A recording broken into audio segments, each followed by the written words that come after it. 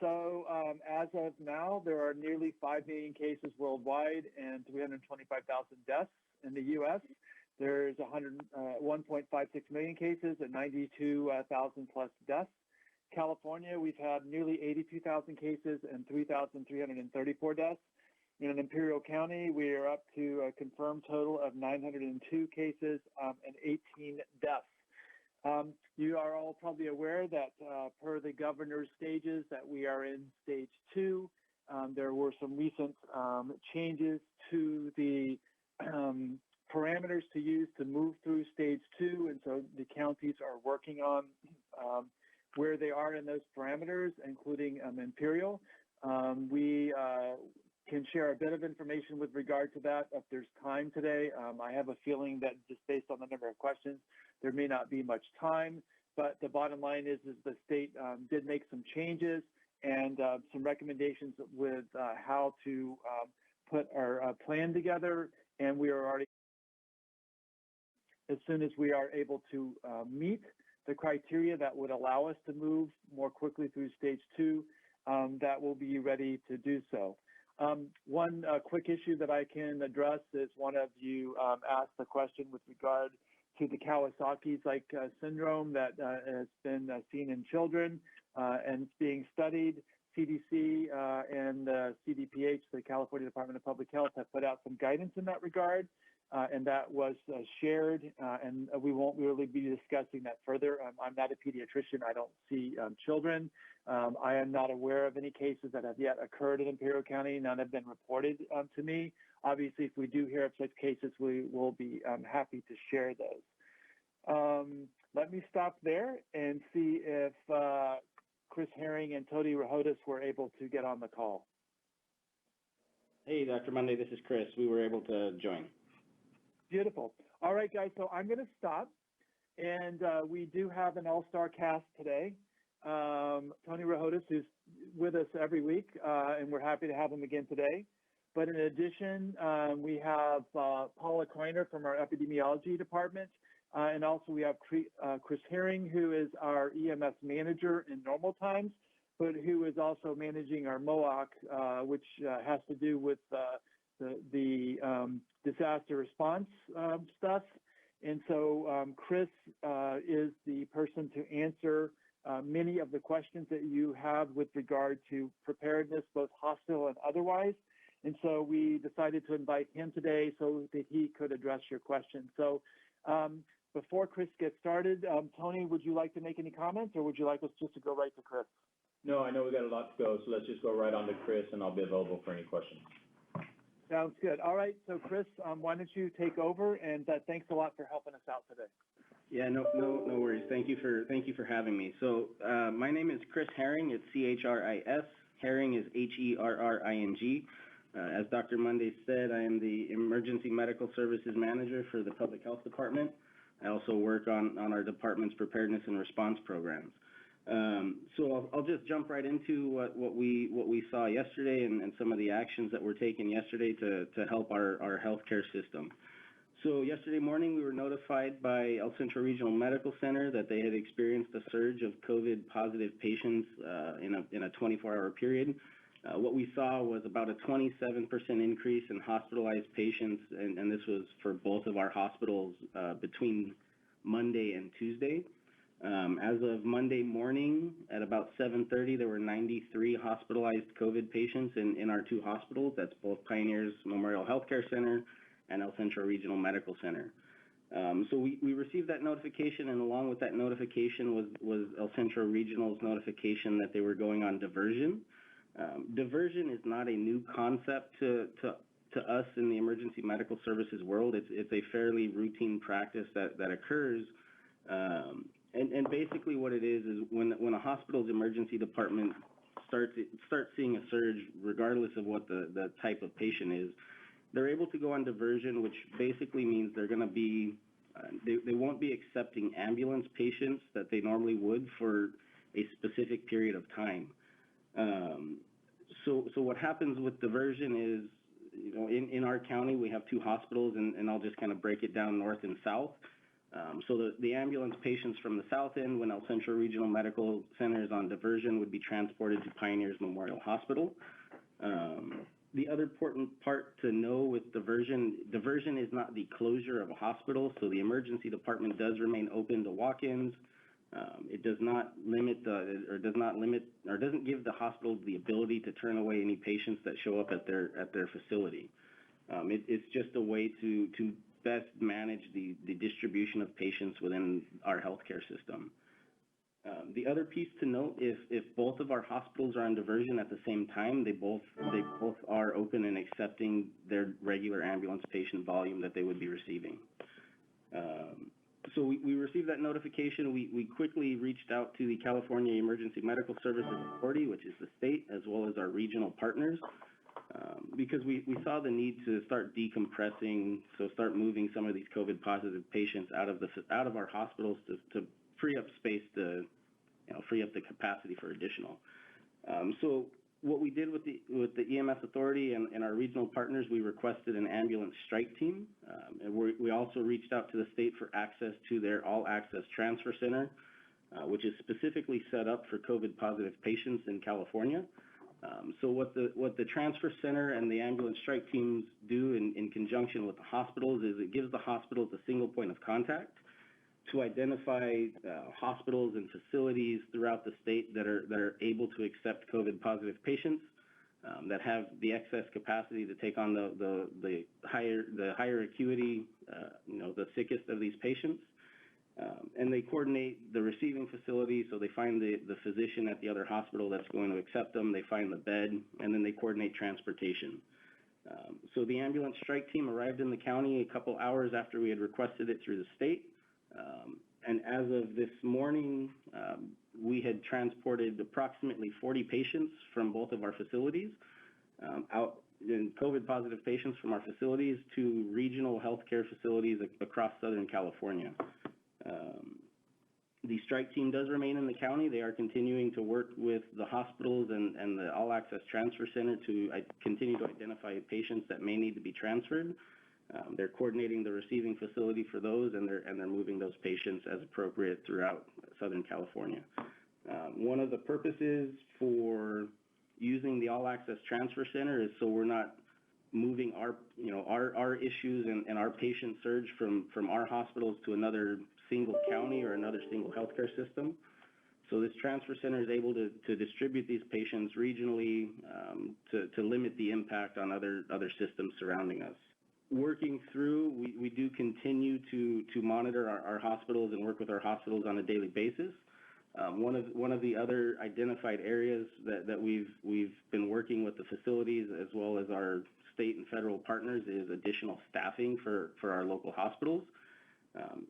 This morning we had a team from the California National Guard that was coming in. We're doing some site assessments and having some discussions with both hospitals regarding staffing and potential options for augmenting their staffing with state and federal partners.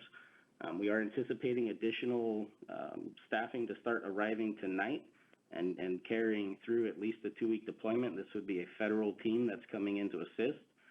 The team will be made up of critical care nurses, medical surgical nurses, and respiratory therapists. In addition to the staffing that we're working on with our hospitals, we have identified a site for a federal medical station.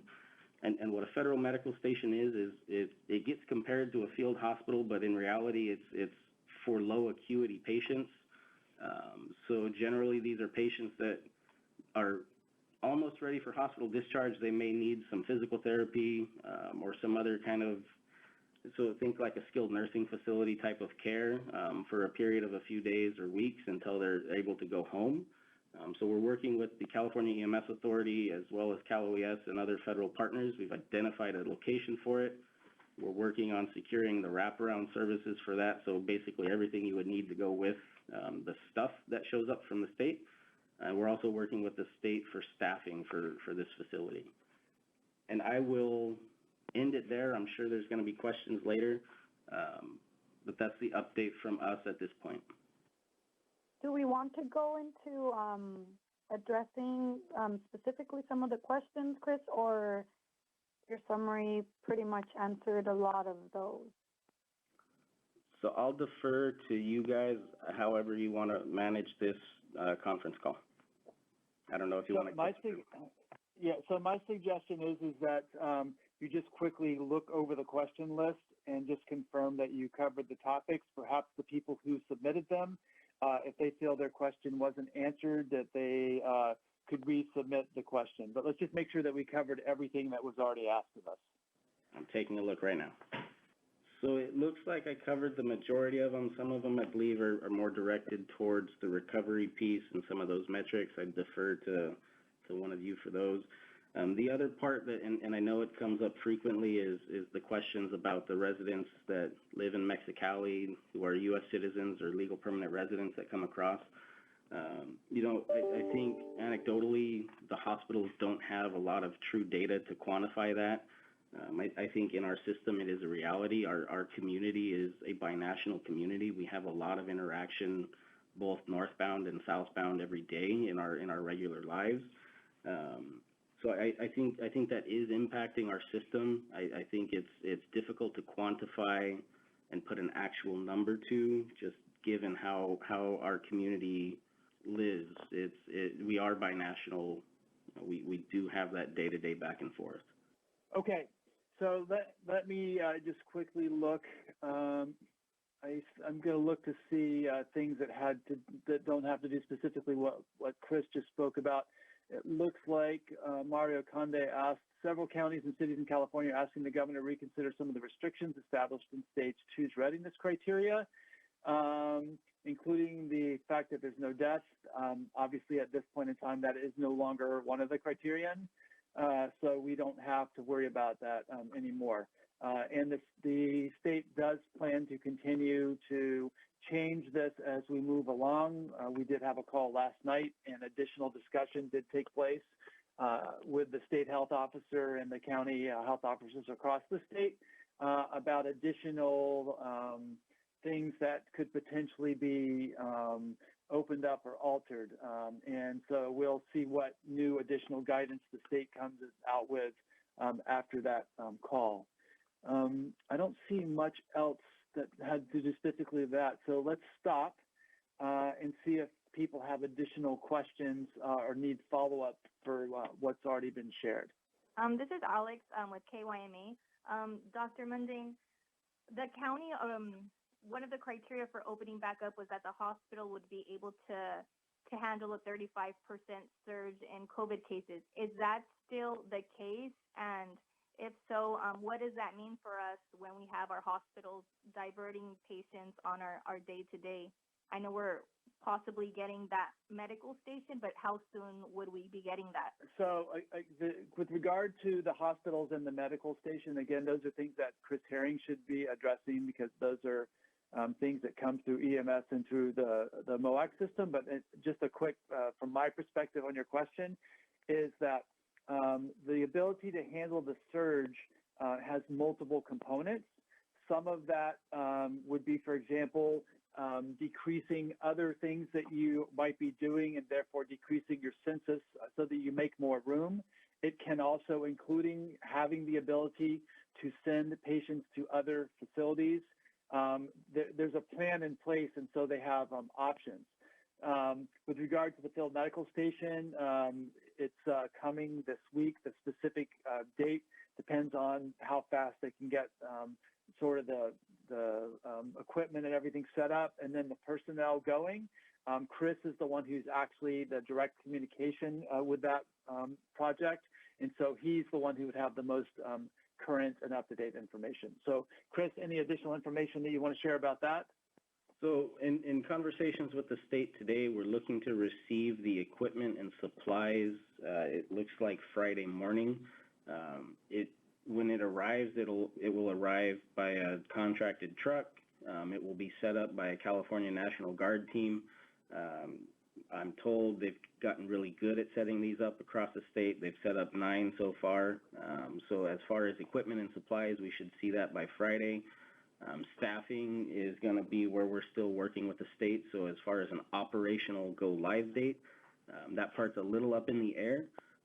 However, we are looking, within the next, 3 to 7 days at the longest to have, it operational.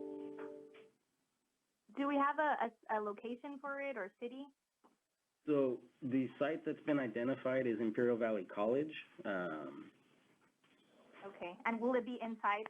Yes, it will be indoors. This is Tom from the Ivy Press. As far as the capacity of this facility, do you have any sense of how many people it will handle, and how much staffing is it going to require? And is it going to be strictly federal staffing? The site itself has been identified, and the way the process works is the U.S. Army Corps of Engineers comes out and they do a site assessment, they prepare a report. That report identifies the capacity. They've identified it as an 80-bed facility. Generally, I think for the space that we're using, we would be able to usually use it for more, but due to the COVID and all of the distancing requirements, it's going to be 80. Staffing for that facility is going to be a combination, at this point it looks like, of California National Guard staff, and as well as it's called the California Medical Assistance Team, or CalMAT, which are both state-run programs. Any additional questions? Yeah, this is Jason Barnici, the Calexico Chronicle. So people that are admitted to that emergency site at IVC, are they going to be transferred there from the hospitals, or do they show up there directly? How does that work? So they would have to be transferred there from the hospitals, and actually thank you for asking that question. So it's not, and that's why when I specified, they compare it to a field hospital. It's not a hospital, it's a federal medical station. So it would only take patients that are transferred from another facility. It's not going to be open to walk-in patients. Okay, and that's what we're calling it, is a federal medical station. Yes. Right? Okay, thank you. Sure. Dr. Monday, this is Alex again with KYME News. Can you talk a little bit about our hospitalization rate? I think it was the Chronicle reported that it was the highest in the state. Yeah, can you hear me okay? Yeah. Yeah, sorry, I wasn't sure if I was on mute or not. So, the problem is that we, as we have discussed, are still having increasing cases, and we're still on that upslope in the epidemiologic curve. And because, comparably speaking to other counties, we have a relatively small population. So it doesn't take a whole lot of cases to make our case rate really, really high. And this isn't unique to COVID. As an example, prior to COVID, one of the major concerns from an infectious disease point of view that we had here in our county was with regard to tuberculosis. And so we don't have those number of cases in the state, but because of the size of our population, then the rate of the cases is higher. So it only takes a change of a small number of cases when the actual population is relatively small. So the numbers are not stable. They can rapidly change from day to day, depending on the results that we get in, how many negatives we have, how many positives we have. We are certainly being impacted by this, but the specific fact that we happen to have the highest rate isn't really as much of an issue as it is the total number of cases that we have and our ability of the county to respond to that. To go off of that, so you were saying that it's a high rate of hospitalization because of the size of the population. I mean, would you say the county's hospitals are overwhelmed at this point? It's not, those two things really don't have anything to do with each other directly. The rate, again, has to do with the size of our populations. What the hospitals are able to do is a separate issue. And so they made a decision yesterday based on what was going on at the time that they wanted to be able to try to transfer some patients out. They have some readiness criteria. They have been increasing their capacity. Some of it is just a matter of being able to try to get patients out of the hospital so that they have some place to go.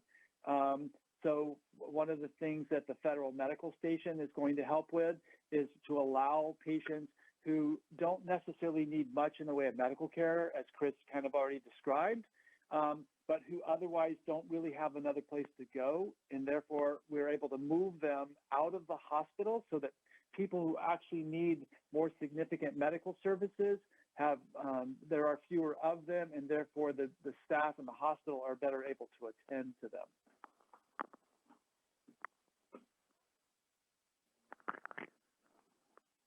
So, Dr. Monday, Mario Conde from the Board of Gazette. Yesterday at the County Board of Supervisors meeting, there was a request from Pastor Walter Callas to move the church gatherings from stage 3 to stage 2, and they asked the support of the county board to change that variance. So would you agree with that change, or it should be stayed at stage 3 about the church gatherings? So obviously the Board of Supervisors will take whatever action they think is appropriate. But what I can tell you is that, as I mentioned earlier, that we had another call with the entire state last evening, and one of the things that we did discuss in some great detail was faith-based organizations and how we can get them back as quickly as possible. So that is being discussed at the state level right now. This is Tom again from the Imperial Valley Press. I actually had a question for Tony. Both hospitals have spoken in terms of taking pretty massive revenue losses and increased expenses here over this period. Is there anything being done at the county level to kind of press the issue on a state or federal level to seek funding? Yeah, so this is Tony. On behalf of the county, we are actually looking at all revenue sources that are possible out there. We actually have personnel that have been assigned just to track grant opportunities and any funding sources that are available to help offset any expenses, as well as any revenue losses that could local agencies could be hit with. Not just our first response agencies, but also our hospitals, our public health, as well as our other essential departments, social services, behavioral health, that are also being impacted with additional services to be provided and additional expenses being incurred. The other question I had, and I guess this goes back to Chris, is we got extra staffing coming in, federal staffing. I realize it's for the field unit, but if I'm not mistaken, there's been a lot of layoffs and furloughs at the hospital level too. Is there any reason why those people can't be put back to work? So I'd have to have you direct that specific question back to the two hospitals. This is Jason Barniski with the Kxo Chronicle. It's another question for Chris. Can you tell us what building they're going to use for that federal hospital at the IVC? It would be the gymnasium, sir. All right, thank you. This is Alex with KYA News again. Dr. Mundane, right now, I know things are changing by the day, but as of right now, what are you advising the board as far as moving to the next stage? Have you maybe set up some sort of timeline, like maybe 3 weeks, 2 weeks from now? What are you advising them at this point? I'm advising them that we have criteria that we have to meet, and the timeline that will take just depends on how rapidly we can meet them. So we don't have a specific timeline. The state has laid out criteria, and we are attempting to meet those criteria, but we can't specify a timeline because it really just depends on how quickly we can meet the metrics. I just wanted to confirm that you also that you, as of this morning, have transported 40 patients from the two facilities. Were all of those COVID patients? That's correct. And they're being, can you say where they're being transported to? So I'm not going to give a specific breakdown of how many patients went to which facilities, but they're being distributed across Southern California's healthcare systems in surrounding counties. Okay, is this Chris? Yes. Okay, thank you. You're welcome. Do you all expect that to continue happening today, or? So our healthcare facilities are continuing to monitor their situation. They are continuing to transfer patients out as they feel appropriate. You know, as far as a timeline for how long this may go on, that's a question that if I had an answer to, I would probably have a winning lottery ticket. Right. The thing with healthcare surge and hospital capacity, bed capacity, with all of these questions, is it's really a minute by minute situation. So you have discharges, you have new patients coming in the door, you have patients moving internally within these facilities. So, you know, it's always a moving target. That's why we are working so closely with the two hospitals to monitor the situation and provide those resources to them to best serve the needs of their patients as well as our entire community. Okay, it was 40 patients between like yesterday and this morning? Yeah, approximately 40, yes. Okay. Thank you. This is Jennifer Bowman from iNewsSource. I'm hearing about the federal medical station, the extra staff coming in to help yesterday and today. I just want to ask the county, given the situation, given the numbers, is the county getting enough help from the state and federal government and getting it quickly enough? So this is Chris Herring again. Our mutual aid system has been working well from our perspective. You know, the perfect example is what happened yesterday. So we were notified at 7:30 in the morning of what was going on. We reached out to the state. We had resources in our county within 2 to 3 hours, and given drive time from everywhere, you know, it's pretty much immediate response. We had resources from the California National Guard on site this morning talking to our facilities. They were actually in county last night meeting with me. So the state's response has been pretty swift to us, and we do feel locally that we are getting the resources that we need. Is that the same for getting help for extra testing capacity, Dr. Mundy? I know you had mentioned at the board meeting yesterday that the county's requested another testing site, if I'm not mistaken. Yeah, so we did put in another request, and I did confirm that they have received it. Obviously, it will take some time for that request to work its way up the chain of command, but we have made the request. But just to be clear, in the meantime, we have been able to pretty much fill up the current Optum Serve site. We have the hospital still able to test. We've made test kits available to our outpatient providers who want them, and our county lab is able to run tests until, of course, we use up all of our assays, and we still have the San Diego County Public Health Lab as our backup. So we are getting the tests done that we need to get done. Would we love to have another Optum Serve site, which is then available directly to the community so that they could just go there and not have to go to a provider if they wanted to get a test? Yes, we would love that, and that is the request that we made. All right, any other questions before we say thank you and let everyone get back to their busy days? So this is Tony. I just wanted to follow up with a couple important messages.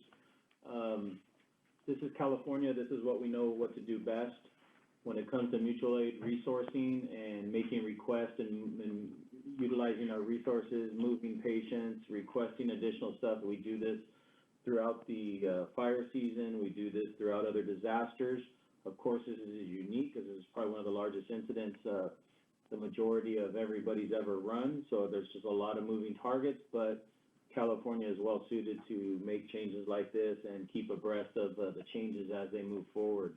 We adapt, we overcome, we make things happen. If the hospital needs supplies, we're going to make it happen. If they need to move people, we're going to make that happen as well. We live in a community where we know how to utilize our resources, help our neighbors, and help each other out in the time of need. And I want to make sure that that's stressed to our community, that that's what's being done. We'll do it to the best of our ability, and we'll continue to do so throughout this entire emergency. I also want to remind everybody we have a 3-day weekend coming up. It's a time where a lot of people like to get together, like to have large gatherings, large groups. As you can see, it's probably not the most appropriate time to take such action. We need to be very cognizant of our actions, make sure we're continuing to wear our face coverings, continue to wash our hands, social distancing, and be responsible people. Help us help you. I've said that many times, and it's also a balancing act. It's a balancing act of how we move forward in our community and bring the community back. Some of you guys mentioned the plan of reopening. We'd like to reopen as soon as possible, but we have to have responsibility behind that and make it happen as we manage and balance our health care to our reopening plan. Ton of effort, ton of work being done, but I just want to remind the community of those two efforts being put forward and our request to the community to assist us to help you. And I just want to reiterate what Tony said, is that please continue to do all the things we're trying to do to protect the community. The social distancing is really important. It is important that people not gather that don't live in the same household, and that if you are ill, that you stay home, that you wash your hands. I mean, that messaging hasn't changed. And yes, there's a holiday and we want everyone to enjoy it, but please enjoy it in a responsible and in a virtual fashion. So thanks to all of you, and have a wonderful week and a safe and a virtual Memorial Day weekend. And we look forward to chatting with you again next week. Take care. Thanks very much. Bye.